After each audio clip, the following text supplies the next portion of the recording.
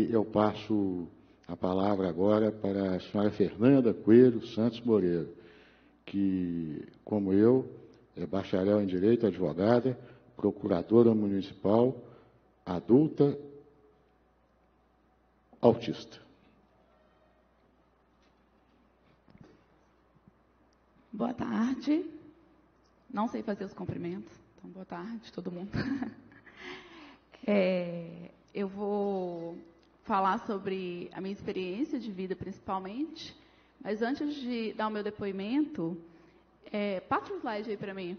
Eu queria comentar algo que eu comecei a ouvir depois que eu coloquei público o meu próprio diagnóstico. Pode passar para mim? Aí, por favor, slide.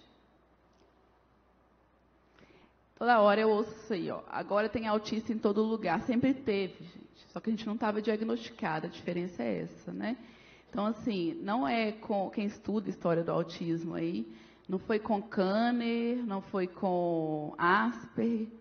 Eles foram só pessoas que começaram a perceber um padrão de comportamento diferente. Mas, assim, tem faculdades sérias, universidades sérias fora do país, fazendo, inclusive, diagnóstico pós-morte de várias personalidades da história que eram autistas. E eu quero passar dois vídeos bem rapidinho. O primeiro pode deixar só 1 minuto e o segundo 1 minuto e meio, só para mostrar a diversidade do espectro, porque comentaram sobre ter vários autismos, e eu até já acreditei nisso, mas como uma boa autista, eu estou muito hiperfocada em autismo e querendo estudar autismo severo mesmo, porque queria entender qual era a diferença. E quanto mais eu leio, autistas não é pais, autistas severos que conseguiram escrever um livro ou, de alguma forma, se expressar, mais eu me identifico com eles. Eu falo, gente, eles são a mesma vivência, né, da mente, questão de cérebro mesmo. Então, primeiro vai passar o Alan Turing, não sei se todo mundo já viu esse filme. Ele é o cara que fez as bases da computação, né? Então, se tem alguém aqui buscando a cura do autismo, eu costumo brincar que é para colocar os smartphones aqui, porque a gente tem que ser justo, né? Se não queremos mais o autismo no mundo, não podemos nos beneficiar das coisas boas que os autistas trouxeram. E ali vai muito de encontro com o que a Aline disse, que é sobre a entrevista de emprego. Eu toda a vida tive, sem querer, sem saber, né, porque eu tive diagnóstico tardio que eu era autista, uma pessoa que sabia do meu potencial e me ajudava. Porque eu nunca passei numa entrevista de emprego. Por exemplo, eu dou aula também na PUC, sou professora convidada lá na pós. Se eu for numa entrevista de emprego e perguntar hoje, com a vida que eu tenho, muito atarefada, por que você quer trabalhar aqui? Eu não consigo inventar nada, gente. Eu vou falar, olha, porque eu preciso de dinheiro. E aí a outra pessoa que vai dar um exemplo muito melhor, né, tipo um manejo social melhor ali, ela pode até não ter tanta capacidade, né? O que vai ser avaliado, no fim das contas, vai ser como que a pessoa consegue se portar socialmente. Eu sou mestre em Direito, hoje eu faço graduação em Psicologia na UFMG, porque estou mesmo focada, quero entender o mundo, tanto o neurotípico quanto o neurodiverso. E uma das coisas que eu vi lá recente era um estudo mostrando que se você vai para a entrevista de emprego com sacola, uma sacola de supermercado, você já está perdendo ponto. Aí eu, mas meu Deus, por quê, né? E aí entra na lógica autista, porque não tem lógica mesmo. Mas isso acontece e as pessoas não sabem nem explicar por que elas se comportam assim, né? Passa o vídeo aí, por favor, do Alan Turing. É a entrevista de emprego dele aí. Coloca no inicinho. Turing. O matemático. Exatamente. E como eu poderia adivinhar? Só precisava ter lido um pedaço de papel. Colégio Real Cambridge. Aqui diz que você era um prodígio na área da matemática. Realmente não me sinto apto para avaliar isso, senhor. Qual é a sua idade, Sr. Turing? 27. E quantos anos tinha quando recebeu uma cadeira em Cambridge? 24. E quantos anos tinha quando publicou esse artigo, cujo título eu mal consigo entender? 23. E ainda assim, não acha que isso o qualifica como prodígio? Bom, Newton descobriu o teorema binomial aos 22. Einstein escreveu 4 artigos que mudaram o mundo quando tinha 26. Pelas minhas contas, eu nem chego aos pés deles. Meu Deus, o senhor é sério. Prefere que eu conte uma piada? Duvido que o senhor saiba o que é isso. Não, parece que seja uma exigência para trabalhar aqui, senhor... Comandante Denniston da Marinha Real. Bom, Sr. Turing, vamos ver por que deseja trabalhar para o governo de Sua Majestade. Por favor. Isso. Eu queria comentar o seguinte, ele está falando sério ali o tempo todo. Ele não estava percebendo a ironia do outro. E eu, quando assisti, também não percebi. Alguém do meu lado foi falando, está sendo irônico, é uma piada. Então, a gente perde muito da comunicação social que está acontecendo, simplesmente porque a gente não está compreendendo mesmo. E aí, já adiantando lá na frente, uma coisa que eu ia falar, que é o que a gente mais ouve, é assim, mas, nossa, você fala tão bem, e eu custei a entender isso também, porque eu tenho um filho autista e eu achava que ele comunicava bem demais. E uma pessoa já tinha me dado a dica, ele não comunica bem, ele fala bem. Falar e comunicar tem uma diferença muito grande. Passo próximo aí, que é de uma autista que é considerado grau 3, né? E aí eu quero que vocês prestem bem atenção no cuidado que a gente tem que ter na hora que a gente julga a incapacidade das pessoas de cara, né? Percebe um problema geralmente que é motor, sensorial e já julga aquela pessoa incapaz. Pode deixar isso aí 1 minuto, 1 minuto e meio. Now, what may be the most remarkable coming out event we've ever seen. A little girl is unable to speak a word or connect to the world around her in any way. Or so everyone thought, until she turned 11 and suddenly something remarkable happened. ABC's John McKenzie has the story of a girl breaking out of her own body. You don't know what it feels like to be me. When you can't sit still because your legs feel like they're on fire, or it feels like 100 ants are crawling up your arms. How is it that these powerful words came out of this flailing body? People look at me and assume I am dumb, because I can't talk. Something extraordinary happened to this 14-year-old who was written off as mentally deficient, something that may help unlock the mysteries of a baffling disorder. What do I want? I want to be like every other kid. But I can't, because I am Carly. Born in Toronto, Canada, Carly Fleischman was 2 years old when it became clear she was not keeping up with her twin sister Tara. When you're told your child is going to be developmentally delayed, that they might achieve the developmental level of a 6-year-old, it's like being kicked in the gut. When Arthur Fleischman and his wife Tammy learned the diagnosis was autism, they expected the worst, that the twins were headed in different directions. And how bad did it get for Carly, those first few years? Awful. Part of her delays prevented her from walking, from sitting. O que eu queria comentar aqui era o seguinte, uma menina que foi taxada como deficiente intelectual porque ela não tinha como se expressar, basicamente. E aí eu fico lá estudando psicologia e pensando, com que critério que as pessoas estão dizendo que autista grau 3 é deficiente intelectual, se os testes de QI foram feitos para pessoas típicas, oralizadas e que comunicam da forma típica. Como você pode medir a inteligência dessas pessoas para dizer se elas são intelectualmente deficientes? E assim, aqui não estou discutindo a questão de suporte ou não. O que eu fico mais, assim, tipo, chocada mesmo é de, igual, acho que a Adriana que comentou, estudar tanto porque, de onde vem o autismo, sendo que o autismo sempre esteve aí, ao invés de estudar os transtornos sensoriais motores do autismo, que ele é marcado no espectro inteiro. Eu estou aqui sem sapato já, eu não fico 1 minuto, eu só fico para andar. Eu estou aqui, eu olhei, não dava para ver do outro lado, estou aqui descalço. E a mesma coisa, eu faço no meu trabalho, faço na escola, mas assim, é insuportável. Eu vou no supermercado, eu tenho que voltar, colocar meu abafador e ficar 2 horas deitada. A moça que trabalha comigo fala assim, nossa, mas no supermercado é tão legal. Vai você então, que divertido, né? Porque para mim é horrível. Porque ele é super cansativo mesmo. E assim, a cada dia que eu saio de casa, e não é uma tristeza, né? É mais a dificuldade mesmo, eu tenho que enfrentar um monte de transtorno sensorial e também motor. Minhas pernas são todas roxas, machucadas, eu não sei onde eu bati, porque minha propriocepção também é atrapalhada. Então, assim, o que marca o autismo, e aí a gente vê os graus, é o tanto que a pessoa está comprometida no sensorial e no motor. Óbvio que pode ter pessoas que são deficientes intelectuais, sim, como pode ter da forma típica. Acho que precisa ser estudado, era muito mais por que o cérebro autista ele tende a trazer mais essas outras condições.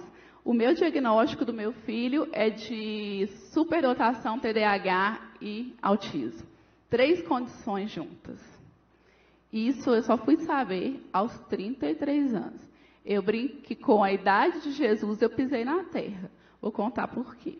Eu tenho uma filha que eu brinco que ela é neurotípica raiz, que ela é normal. E ela é tão normal que eu pego, hoje ela está com 5, vai fazer daqui a pouco, eu pego os comportamentos dela, levo para os adultos e dá certinho, age igual. Aí eu falo, é assim? Tá, beleza, entendi. Então, ela está sendo ótima, me ensinando muitas coisas sociais. Mas, assim, quando ela tinha 2 anos, o meu filho já fazia terapias desde os 4 anos, porque autista, a gente é muito de fato, a gente não fica negando. Então, eu via meu filho muito inteligente, mas com dificuldades. Não conseguia ficar parado, não calça sapato, um monte de coisa. Aí levava. Falava rápido demais, vão para a fono. A fono, leva para terapia ocupacional, está com muita agitação, dificuldade de brincar com outras crianças. Vai para a TO. A TO, está muito frustrado, leva para a psicóloga. E aí ele fazia terapia desde os 4 anos, e ele faz até hoje com 9. Então, assim, até que o diagnóstico, no caso dele, não atrapalhou, porque eu estava lidando com o fato. Mas para aquela família que não tem essa dinâmica, vai perder um tempo precioso nisso daí, de intervenção, igual a Aline maravilhosa comentou ali, não é para mudar, não, ele é autista, maravilhoso autista, mas ele tem que lidar com as dificuldades. E isso, quanto mais cedo você começa a terapia, melhor. Como que isso ficou evidente para mim? A minha tia, que é psicopedagoga, toda a vida disse, leva esse menino para uma avaliação, né? Ele é estranho. Eu falava, mas eu sou, você é, todo mundo é, né? Ele é igual a mim, o mundo todo é esquisito. E eu não levava porque eu não tinha esse foco mesmo, assim. E quando a minha filha fez 2 anos, ela começou a fazer coisa que hoje eu sei que é típica de criança, e na época eu fiquei, assim, horrorizada. Que é coisa assim, colorindo na parede. O que você está fazendo? Nada. Pisando no rabo do gato. Eu olhando para ela pisando no rabo do gato por querer. Você está pisando no rabo do gato? Não, eu tropecei. E eu fui, sério, isso é verdade. Marquei um horário com a psicóloga do meu filho e falei, estou muito preocupado com minha filha. Ela está desenvolvendo uma personalidade perversa. Juro para vocês. E ela falou comigo assim, não atrapalha ela está desenvolvendo normal. Eu falei, mas isso é normal? Meu Deus, que mundo bizarro, né? Tipo, explica isso aqui. E aí ela foi lá e falou, não, ela está testando as máscaras sociais, ela está muito menos vulnerável do que o seu filho, né? Que era fazer terapia com ela. Eu falei, não, então eu quero um nome para isso. Tipo, me deu o nome. E aí que ela falou pela primeira vez, para mim é TEA leve com superdotação. E aí, para o pessoal da saúde que está aí, acho muito importante isso, que começou uma peregrinação atrás de diagnóstico. Como eu sabia, e aí era muito fácil para mim entender o padrão, eu já sabia que o padrão dele era igual ao meu, que era igual ao da minha mãe, que era igual ao do meu avô. O autismo, ele tem uma herdabilidade genética alta aí. O meu avô teve 7 filhos, só a minha mãe, de fato, é uma pessoa autista. Mas minha tia, uma tem toque, outra TAG, outra depressão. Mas, assim, a minha mãe, para vocês terem ideia, ela tinha 6 diagnósticos psiquiátricos, 13 remédios por dia, e eu não estou falando contra medicação, não, tá, gente? É só, assim, um cuidado de como que foram tratando os vários sintomas e não perceberam o autismo nela. Ela foi diagnosticada há 15 dias porque ela é servidora do IPSENG. Depois de 15 anos, medicadas para tudo que você imaginar, e já muito comprometida, não dirige mais, e várias situações desse tipo. Pode passar aí para mim. Esse trago verdades não é uma frase minha, mas ela é muito verdadeira, que é o seguinte, a diferença entre autismo leve e autismo severo é que no autismo leve as suas limitações são ignoradas. E no autismo severo, o seu potencial é ignorado. Eu estava conversando mais cedo com um jovem autista. Ele falou, mas eu sou tão bom em tantas coisas. Eu falei, eu também. E as pessoas ainda acham que a gente está fingindo sonso. Porque a gente é bom demais em coisas intelectuais e, de repente, você não está entendendo uma comunicação muito básica, né? Assim, e a pessoa fala, não é possível que ela não está entendendo. E muitas outras coisas também que eu sou muito péssima. Eu brinquei com ele, eu já fui atropelada, porque eu estava pensando quantos anos vivia uma vaca. Geralmente a gente está sempre pensando. Então, assim... Não, e além da gente ser julgada demais, né? Arrogante, você está lá só pensando, não viu ninguém e é julgada como... Isso ajudou demais também o diagnóstico, já adiantando lá para frente. Quando eu coloquei meu diagnóstico público, melhorou demais as relações de trabalho, melhorou tudo, porque as pessoas falavam assim, nossa, eu sempre achei que você não gostava da gente, ou que você era arrogante, ou que você é metida. E eu, gente, não, estava tudo ok, né? Tipo, a Adriana eu julgava grosseira. Mas aí pode passar, eu acho isso muito complicado, assim. Então, O meu filho, o teste neuropsicológico dele, a devolutiva, para vocês terem ideia, foi assim: para que você quer um rótulo negativo para ele, se ele é superdotado e tem um ótimo prognóstico? Eu respondi: porque o rótulo negativo é seu e da sociedade. Eu quero a identidade. Eu quero que ele entenda quem ele é. Ele já falava na escola, reclamava demais, tem muito problema com a escola, que ele era diferente. A professora falava que ele era igual, e ele falava: mas não tem como, eu não estou entendendo nada. Ele já foi mandado para fora de sala, com 7, 8 anos, e a professora falou, vai pra, né, mandou ele para fora. Ele chegou, me contou, que ele conta tudo. Eu abro a porta, ele fala assim: bate na minha irmã, irritei fulano, conta tudo. E aí ele falou que a professora tinha mandado ele dar uma volta lá fora. Eu falei: o que você fez? Ele: saí, adorou, né? Uhul, saí. Dei uma volta no prédio e voltei. Só que quando eu voltei, ela perguntou: você aprendeu a respeitar? Só que eu não entendi nada. E aí eu perguntei todas as outras crianças, e todas as outras crianças tinham entendido. E é uma criança realmente inteligentíssima. E o diagnóstico dele foi mais difícil do que o meu, por incrível que pareça. Diagnóstico mulher adulta é um dos mais difíceis. Não sei se eu dei azar. Agradecer Selma aqui publicamente, porque eu assisti todos os vídeos do Mundo Asperger. O Olá Você do Vitor, ele me fez lembrar. E a Selma me indicou a médica, uma época eu já sabia que era difícil. A médica fez uma anamnese, teste e diagnosticou. E eu fui procurar um médico para o meu filho. E a primeira vez que a gente esteve lá, a gente é super aberta. Agora eu estou aprendendo a ficar mais esperta e tentando controlar a fala, que é algo muito difícil mesmo. Eu cheguei e contei tudo. Contei do meu diagnóstico, contei tudo. Assim. Achei que estava conversando pareado. Eu converso com os meus alunos assim, super pé de igualdade. Para mim não existe essa hierarquia. Assim, não conheço. E aí até isso as pessoas acham que é arrogância. Tipo assim: você é procuradora municipal? E? Sou procuradora municipal. Você é professora? Sou aí, né? Igual quem está ali, o segurança, todo mundo, cada um na sua função, né? Não existe muito isso assim para a gente. E aí, quando eu cheguei lá, falei, e ela falou assim: não, mas vocês não são autistas. Você casou, você teve filho, você tem afeto pelos seus filhos. Eu tive que ouvir isso. E isso me colocou numa crise de ansiedade que eu demorei, 3 meses para recuperar. Ela indicou que eu levasse meu filho em outros especialistas que entendiam mais de dupla excepcionalidade. E ali coloca o Dia do Orgulho Autista e fala assim: crianças, né? Não, gente, é criança, é adolescente, é adulto e melhora demais a vida ter um diagnóstico correto. Por mais que você já esteja igual a minha mãe, que realmente hoje ela precisa tratar a depressão. A gente tem uma tendência, os autistas leves, quem acompanha as estatísticas e o índice de suicídio é bem mais alto do que a população em geral.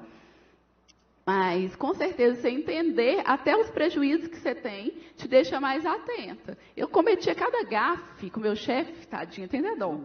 Mas, assim, hoje não é que eu não cometa mais, mas eu fico mais calada quando eu não estou lendo o contexto direito. Passa para mim aí, para a gente ir encerrando. E aí é uma campanha pelas mulheres autistas. Eu tenho visto meninas, né? Autistas não diagnosticadas. Se a menina é grau 1, com dupla excepcionalidade, então esqueça. Tudo vai ser colocado na conta da inteligência.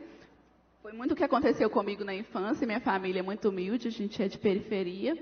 E eu mastigava todas as minhas borrachas. Vocês lembram essas borrachas de tampinha verde? Nossa, ninguém comprava para mim, porque durava um dia. Já tinha, tipo assim, a mastigação dela, que era a única que era a textura gostosa. Eu fiquei 6 anos em terapia, buscando qual era o trauma que eu mordia meus dedos, até eu entender que é o que a gente chama de STIM e o modelo médico chama de estereotipia. Eu estou simplesmente me controlando dentro do meu corpo ao morder os meus dedos. Poderia ter trocado isso por algo melhor? Sim, se tivesse tido acesso à terapia na hora certa. Passa aí para mim, fazendo favor. E aí a questão da diferença invisível, que outra coisa que a gente ouve demais é que, nossa, mas nem parece autista, é tão bonito. Mas, gente, onde vocês tiraram que o autismo é feio, né? A diferença ela não é visível, não dá para saber. Só se você conhecer muito o padrão, que você vai perceber que a pessoa não está pegando a comunicação completa ali. Pode passar, fazendo favor. E aí, da dupla excepcionalidade, que é um dos diagnósticos, junto com um das mulheres mais difíceis, é justamente porque a superdotação mascara o autismo e o autismo mascara a superdotação. Existe uma lenda, né? Acho que a pior coisa que existe no autismo são os mitos de que os Asperger, né? Que eu estaria entre os Asperger, seriam superdotados. e os grau 3 seriam deficientes intelectuais. E isso é um mito mesmo. A gente não tem nem estatística de autista, muito menos de autista superdotado, né? Pode esquecer. Mas, assim, as pessoas, eu tenho visto nos outros países e acompanhando, a maioria dos autistas não são superdotados, assim como a maioria da população. E nem é que eu ligo para isso também. Só estou comentando pelo seguinte. Geralmente o autista ele demonstra mais conhecimento porque ele é focado, então ele vai ficar especialista nas coisas. Então, um autista que, de fato, tem um QI muito elevado e está tendo terapia, ele pode passar despercebido, mas o autismo está lá na pessoa o tempo todo. Falo pelo meu filho, que ele está ótimo, mas toda hora. É uma criança que vai ficar aqui. Qual é o sentido da vida, mãe? É morrer, não é? 2 minutos depois, ele está embaixo da mesa e eu não consigo tirar para levar para a escola. Então, assim, é um desenvolvimento muito irregular mesmo. E eu queria contar, né, a história do nosso diagnóstico, como que foi bom para a gente. E meu filho, aquele livro A Diferença Invisível, eu estava pensando como que eu contava para ele, né, tipo aquele peso social, e ele simplesmente tratou assim, ele leu o livro, que ele lê todos os meus livros, ele falou que é muito bom ter uma mãe que tem biblioteca, e ele leu A Diferença Invisível e falou assim, você percebeu que você é igual a Margaret, que é a moça do livro? Eu falei, sim. Ele, você tem síndrome de Asperger? Eu, sim. Eu também tenho. Eu, o que você acha? Eu não estava preparada, né, para aquele momento. Aí ele, acho que sim, mas eu já entendo piada melhor do que você. Enfim, tipo, ninguém ficou triste nem arrasado com aquilo. E acabou meu tempo. Pula aí para mim no 15, 16, rapidinho.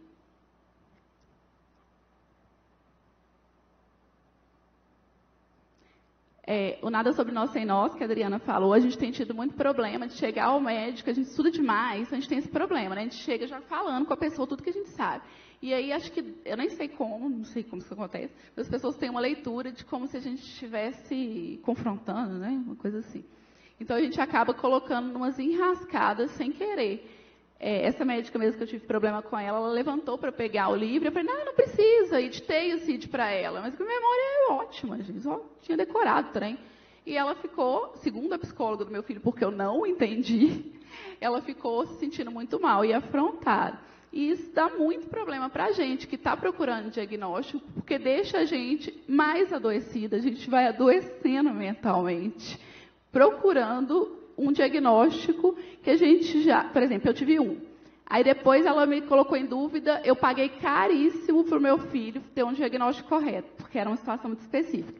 Aí ele falou assim, ele é claramente um médico, e isso é genético. Aí eu paguei para mim, não falei para ele nada, que esse eu não abri a boca, eu levei por escrito, para não ter chance de eu sair falando sem parar.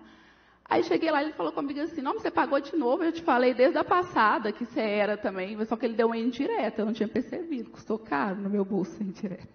E aí o Nada Sobre Nós Sem Nós é sobre isso, que acho que quanto mais ouvir autista, mais vocês vão entender, né, como que de fato funciona o cérebro autista. E olhar para esses autistas severos, não posso falar por eles, mas que tem que começar a trabalhar nessa questão alternativa e ampliativa, para que eles possam falar por si também. E o último aí. Que eu brinco que eu tenho um sonho que é mudar o mundo, e é real, assim. Eu estou lá na psicologia enchendo o saco dos professores, fico lá toda hora levantando a mão, querendo participar. E qual é o seu é exatamente isso, tipo, que mundo que a gente quer daqui para frente, até para os nossos filhos, né? Se é realmente um mundo de inclusão. Queria falar um monte de coisa, o tempo é pouco, mas obrigada.